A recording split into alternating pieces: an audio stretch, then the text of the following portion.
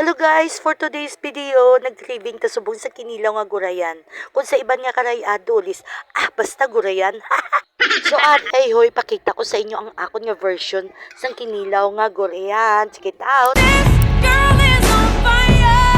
Siyempre sa kinilaw hindi gini madula ang ginatawag naton nga pipino kay amo ni ang isa sa nagapanamit sang kinilaw.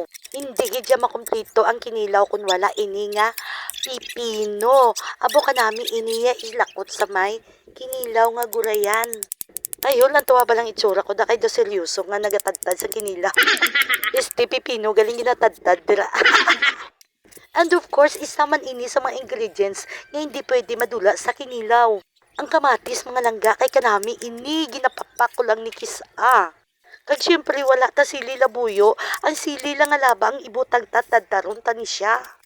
Kag ari ayo hindi man ni siya mapahuli sa ingredients sang kinilaw. Ang onion nga ginatawag sibuyas ba Bombay. Hala wala na da gatulang luha ko sa onion subong. Amo ni siya mga langgang ako niya version. Kinanglan, unahon din siya timpla ang mga panakot. Antis ibutang naton ang gurayan. Kay manan mo ang gurayan dasig maluto sa langgaw. Di ma fast forward na lang ta, wala ko nagipakita kung paano ibutang ang gurayan sa may gitimpla ko ng mga ingredients. Ari na pakals na ta mga lalabs.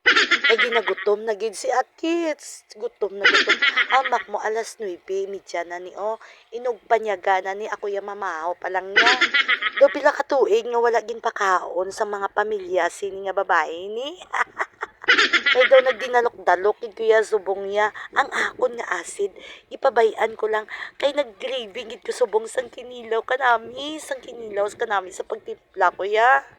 Hasta na lang galing ako nga video. Madamo gid nga salamat.